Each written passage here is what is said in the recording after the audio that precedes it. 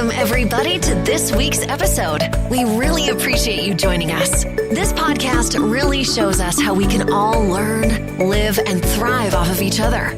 By sharing our knowledge through our conversations, we will impart some knowledge whilst learning ourselves how to progress even further. Here is your host.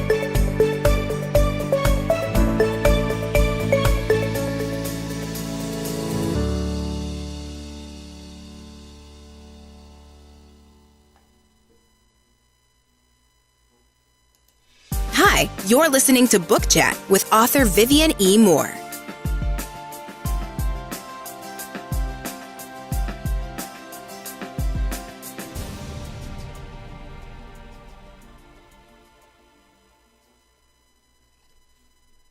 Hello, everyone, and welcome to Book Chat. I am your host, author Vivian E. Moore, and today we have another special guest. We have with us author Wendy Waters, and so I want you to welcome her, and I am going to let Wendy introduce herself to the audience and tell you guys a little about herself. So, Wendy, you have the floor. Oh, thank you, Vivian. Look, thank you so much for inviting me. Yes, as Vivian just said, my name's Wendy Waters. I am an author. I've written, my debut novel was Catch the Moon Mary. I'm also a lyricist and musical book writer, as well as sometime composer. And my debut novel, I guess we'll focus on that, Catch the Moon Mary, was published in the UK in 2015. Even though I live in Australia, actually no one in Australia was interested in publishing my novel, which is sort of sad. And I guess the themes are broad and universal. So I was very fortunate to resonate with a publisher in the UK. In 2015. So that opened up doors for me, and I now focus a lot of my energy and my submissions with the UK, because I realise I'm probably going to get a lot more response from there than from here in Australia. But that sometimes happens. Yeah. You know, people mustn't be discouraged if your country of residence doesn't quite chime with you. It's quite common. You know, you have American authors that moved to Paris in the 1940s because they did better there. They like did. Hemingway. They did. Yeah. And that's one of. Oh, go ahead.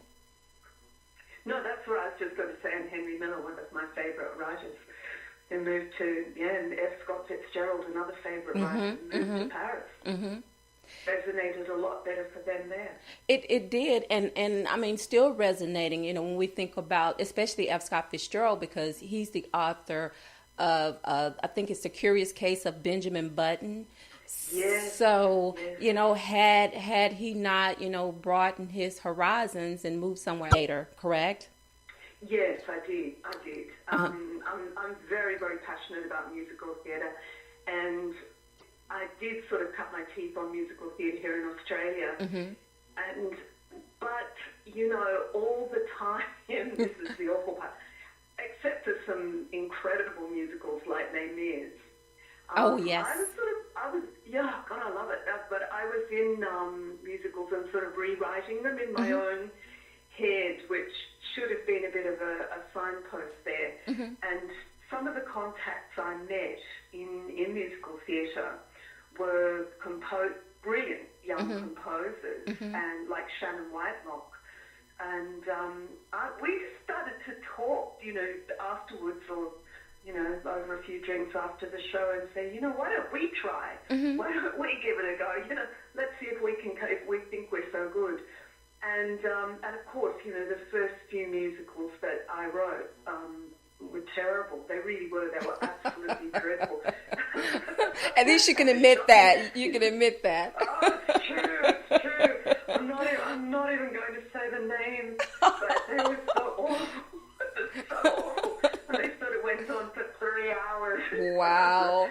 torturing the local audience and the family.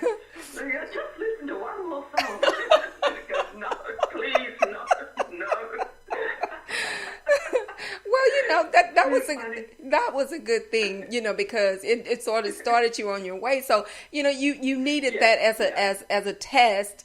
So you could, the next time you started to write something, you would be better at it. So, you want to hope. Yeah. You really want to hope. Well, I mean, that wasn't a bad thing, because all things don't start out great. So you build your way up. You build yourself up to, you do. Yeah. So.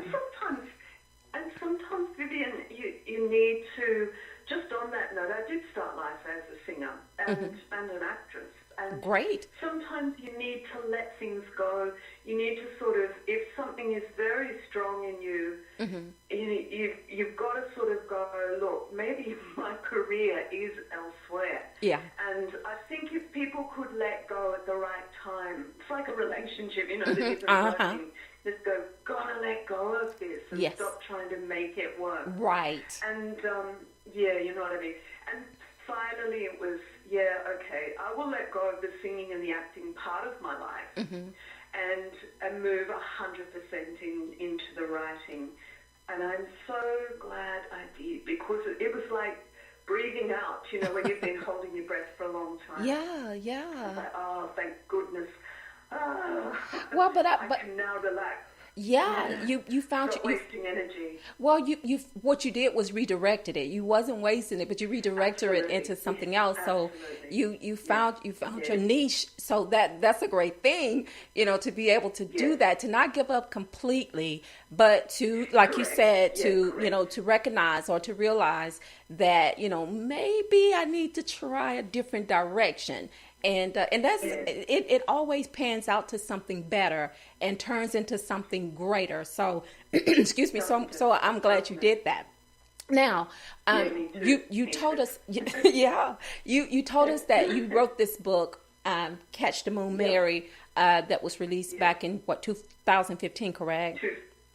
2015. 2015. Yeah. So tell us a little bit about it. Okay, well, I'll tell you something else. I have mild Asperger's, which I've taught myself through, mainly through acting, to be very high functioning. But I do remember the struggle when I was a child and at school, and even in my teenage years, when we all want to fit in, don't we? We all want to be like everyone else. Oh, yes. And I really we want to homogenize into something acceptable that our peer group, will go, yeah, she's one of us. Right. Well, I never really was. And so taking that theme, my main character, Mary, is much more dramatically autistic than I am myself. She has Asperger's. And part of having Asperger's is that you have a strong imagination and you will create other worlds. You do. All artistic people do, actually. But with Asperger's, you sort of slip into that realm a little bit more than others. So taking that theme, I created a child, a little bit like myself, but more dramatically so, who themed her whole life with music and who disappeared into these symphonies when she simply couldn't fit in. And her belief in the world of other, which she at first imagined was elves and fairies, the way we do when we're children, suddenly became an angel. Wow. And a very, very troubled and difficult angel he is. And I imagined that he is so attracted to her brilliant symphonies that he is wanting to take them and find his own way back to heaven. Because I wanted to also explore what it would be like, again, in this world of imagination that we all live in, what it would be like to be immortal, what it would be like to have no ability to ever escape your mistakes and your sins and your genius too. He couldn't escape his genius, and he couldn't escape his mistakes. And so I wanted to look at that world of immortality, what it's it's like to be trapped in never being able to forget, Wow. never being able to move on. And so while she's slowly growing into herself, as I did myself and as we do, you as an author, know that we grow into ourselves, Yes. don't we? Yes. We sort of become this extraordinary world that we create in our books becomes us, Yes. What we become into, I don't know. But we do become, you can't differentiate. I think in some respects I shouldn't say this, but I think artists are almost more alive than a lot of other people. But we really feel things quite intensely. Oh, I agree. So, I agree. Mm-hmm. Yeah, I think we do, and it's quite hard to explain sometimes to other people. So It is. These, and you think, oh, that's okay. Yeah. I've taken these themes of a child that didn't fit in but escaped into genius music, and an angel who is desperate to find his way back to innocence, if you will, and they help each other. As the book progresses, they help each other. But then at some point, she has to cut the ties with him, which I don't want to give away too much, spoiler alert, but yeah, she actually finds if she doesn't stand on her own 2 feet, if she doesn't claim her music and herself, she's never ever going to be, the word is functional, I suppose, but she's never going to find who she is. So, yeah, even though he's a great gift and an enormous asset and tremendous help, at some point she has to say, you know what, you're on your own and I'm on my own. Well, and, yeah, anyway. Wow. I mean, this sounds so intriguing and very interesting. Yeah. And I love how... They're big things. They're big things. Yeah, I love how you have incorporated your love of music to correlate with writing and to web this story around this young woman, this child who is a musical prodigy, and how you've also worked in the fact that she believes that the angel is a good angel when she makes the bargain with them. She does. But go ahead, explain. Go ahead. Well, the thing is, and I don't mean to sound critical, but that bargain, as you say, there's never a payoff with a bargain. You always have to sell a bit of yourself if you're going to make any kind of deal. And I think it's a thing of handing your power over to something or somebody else, and in broader terms like political system. We all know this, and you want to sort of close your eyes and say, that the person I'm putting in charge of my life, be it a religious person or a God forbid, a president or a prime minister. God forbid, yes. Or a king. Yes, we sort of put the blinkers on, don't we? It's going to be fine. Yeah. It's going to be fine. Yeah. We hope. We all know. Yes. And we've all done it. Yes, we have. And you hand your power over and you say, it's okay. It's my bargain. It's my bargain. I'm going to let you take responsibility for my choices. So I think that at the end of the day, we have to sort of stand up and be counted as individuals, even if it goes against the grain of our peer group, even our country. Right. Even our family. Well, I like, and that's very true. But I like how she relinquishes her power in the beginning because she thinks that she's doing something good. But then she takes her power back. She realizes that she has control, that she has to control this because it's getting out of hand. And she sees that the direction that, that this angel, and I'm doing air quotes, is taking her, is, it's costing her too much. It's just too much. And so now she has to rein it in and say, this is, I can't do this anymore. So, because she's spending so much time with the angel, she's starting to, as he's learning her, she's learning him. So she's starting to see all of these things that are maybe not too, angelic about him. She's noticing, she's noticing a lot of things that you really wouldn't relate to, to something that you would call heavenly. And she's actually seeing parts of him that is more human-like, than angelic. So I love this, and how you just incorporated everything with the with the music, because I was looking at the at some of how you listed it as a ghost story and a horror story and a thriller. You've got all of these things thrown in there. So what made you? I understand. You have your musical and theatrical background, and also you shared a little bit about the Asperger's. But how did you come up totally with this idea, with this concept to write this book in this way? It started out as something different, to be honest with you. It started out as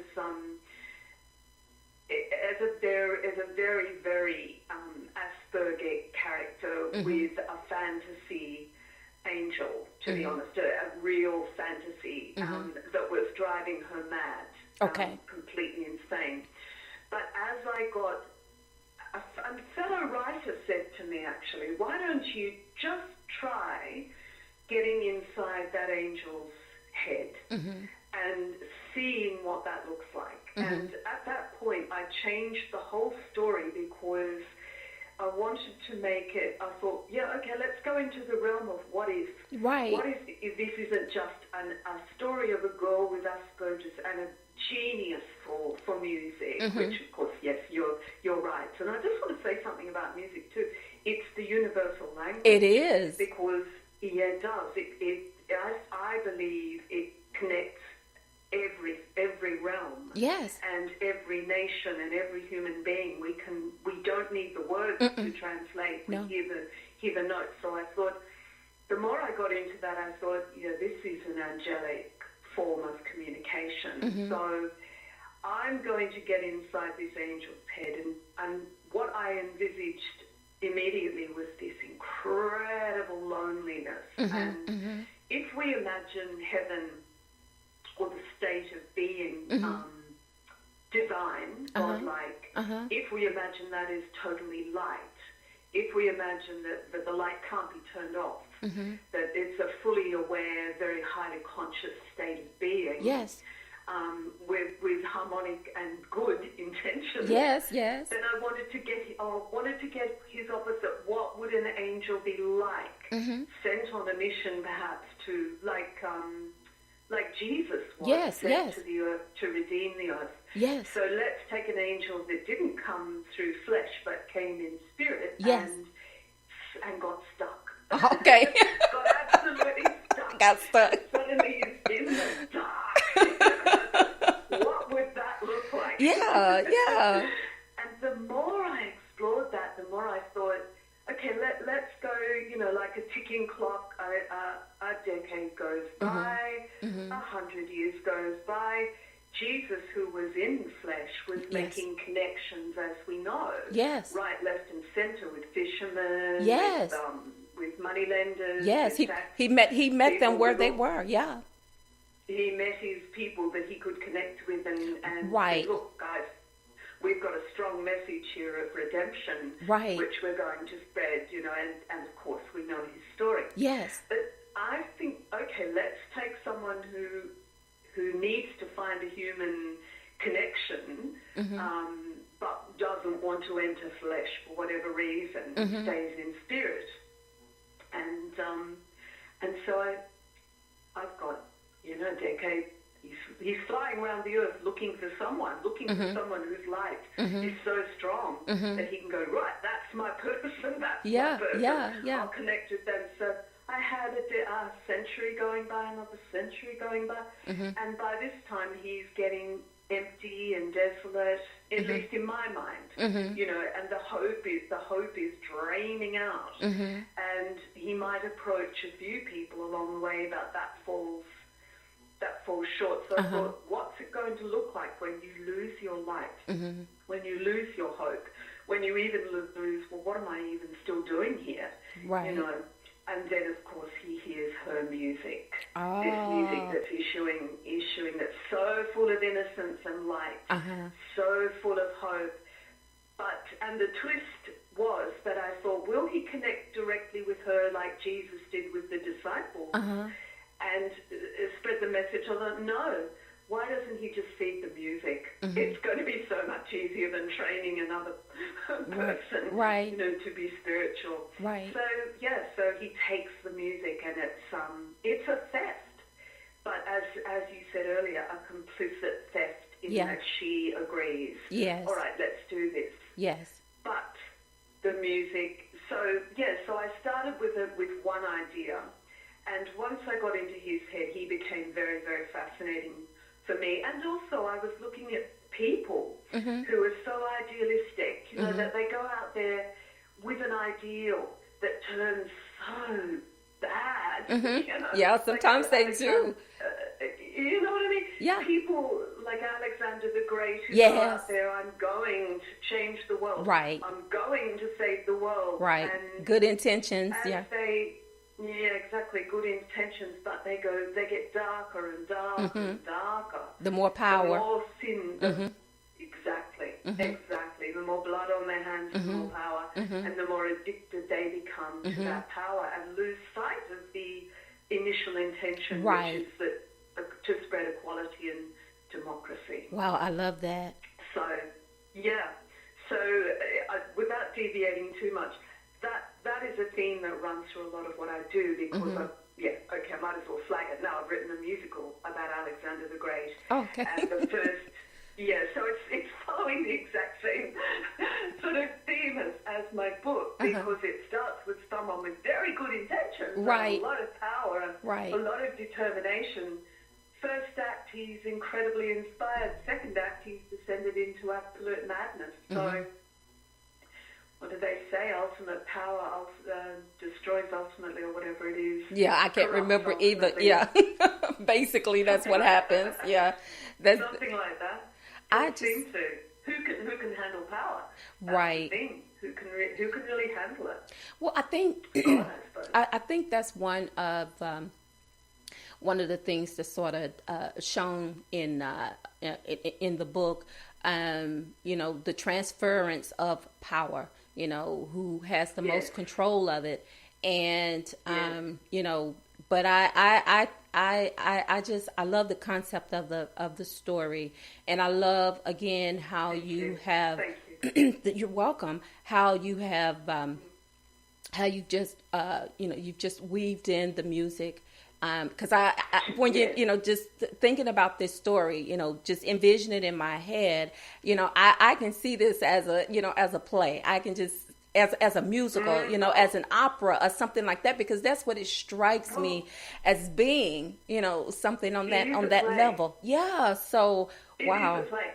It actually is a play. And Tish Tyndall in Scotland is producing it in, as we speak, they're rehearsing it, and wonderful. I'm thrilled to say, yes, the entire cast and crew are on the spectrum. They're on the spectrum. They're high functioning. Wow. But they're all on the spectrum. I think that's wonderful. Yes. So do I.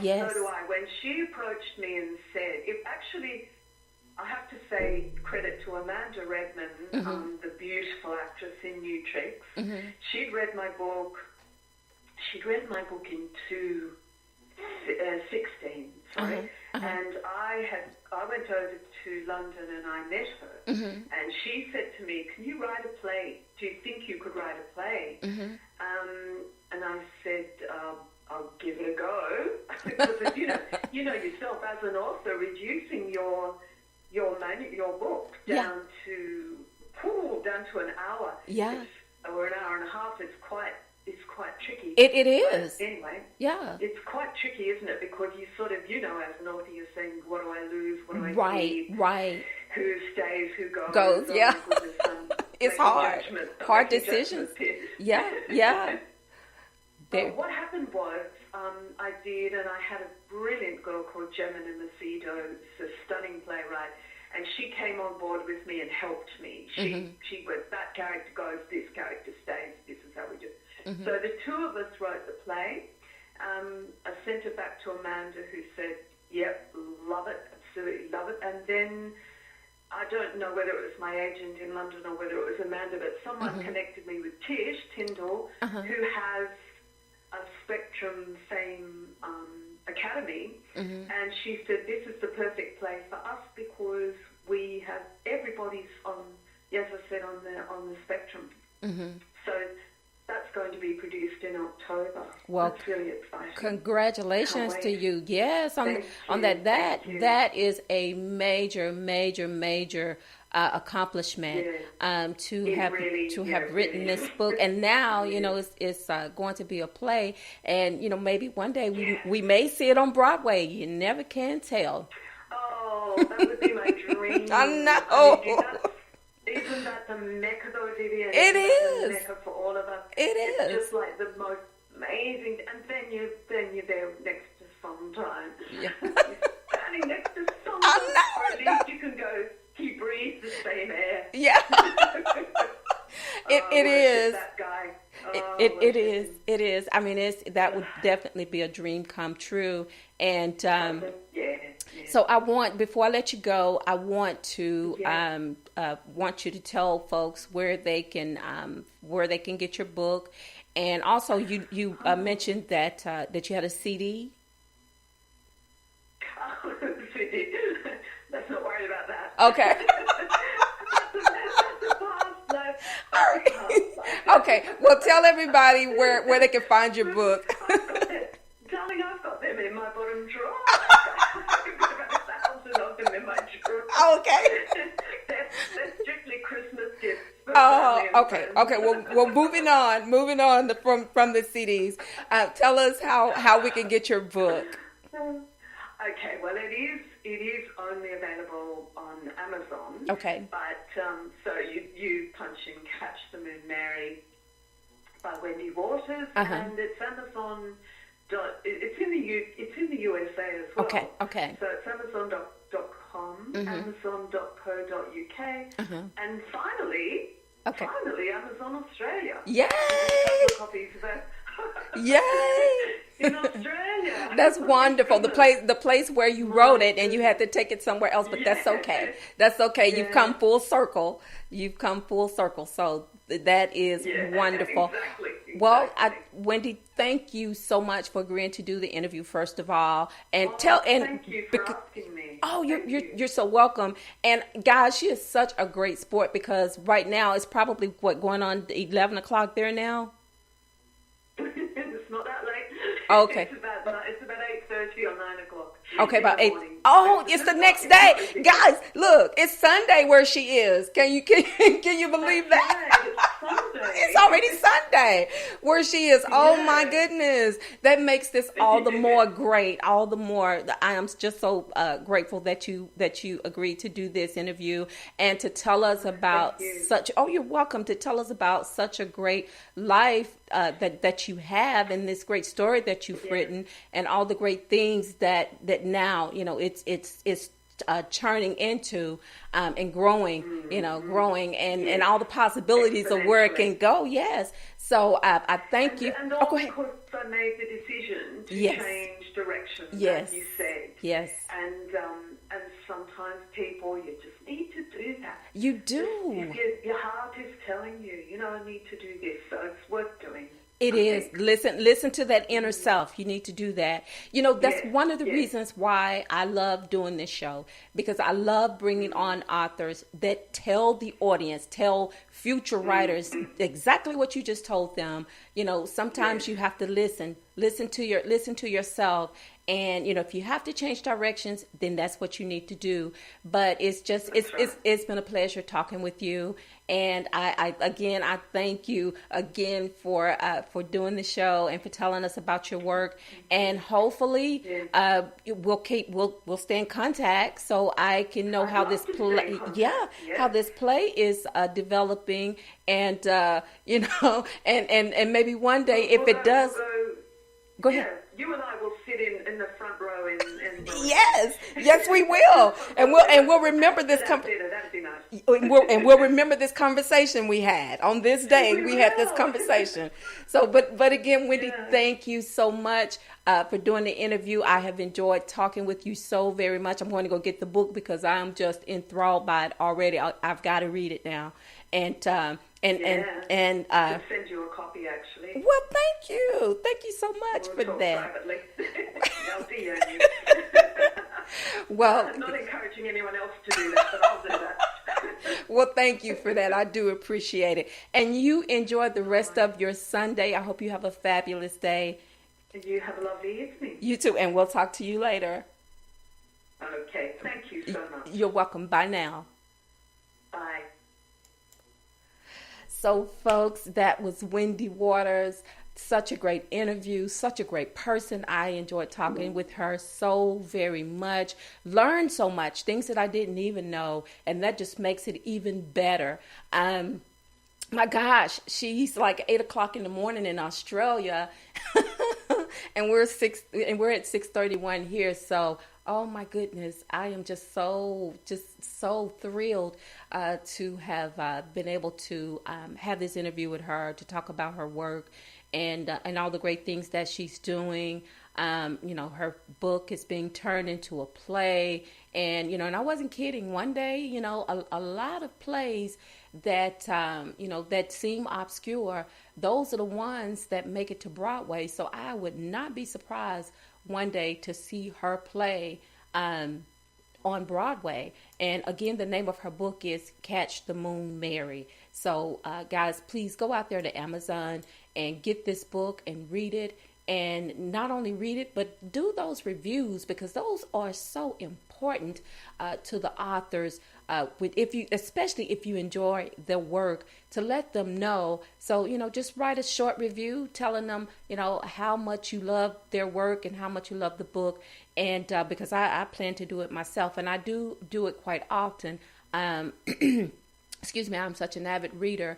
And, I read so many books. So a lot of the times it's hard for me to actually, do a review on every single one. But those that are at the top of my list, that I give all the stars that I can possibly, those are the ones that I leave a review for. And I wish I could do it for them all. But as I said, I read so many of them. It's sort of hard to do that. But anyway, I have so enjoyed talking with her, doing the show today. And I hope that you enjoyed it as well. And before I let you go, I want to give you a couple of URLs how you can keep up with Book Chat. And of course, the first one URL is https://www.spreaker.com/user/author Vivian Moore. You can also follow me, like me on all social media. I'm on Facebook, Twitter, Instagram. Excuse me. You can just go to Instagram, because I'm on there quite a bit, and also Facebook quite a bit, and Twitter. Leave your posts, leave your likes. I would greatly appreciate that. Also, if you are a fan of the show, or if you follow my blog, that is available at https://vivianmore.blogspot.com. Also, if you weren't fortunate enough to hear the live show today, you can listen to it, the recorded version, on iHeartRadio and also the iTunes podcast. Well, folks, that's all I have for you today. Tomorrow is worship day. I hope you're planning on going to church tomorrow. It's already Sunday where Wendy is, but it'll be Sunday here in about 6 hours. So take some family members, take some friends, take some neighbors, by all means, take some kids with you, and tell someone that you love them, because tomorrow is not promised. Today may be the only chance you get to say that. So I love you. I hope you love me back. Until the next time you hear my voice, God bless you and goodbye.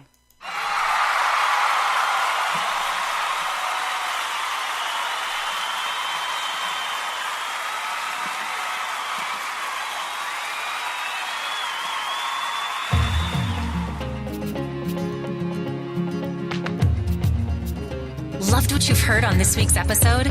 Well, the answer is simple. It would mean the world to us if you could head over to iTunes and leave us a 5-star review and feedback. Spreading the word really is the best way to grow our podcast and achieve even greater things. Thank you.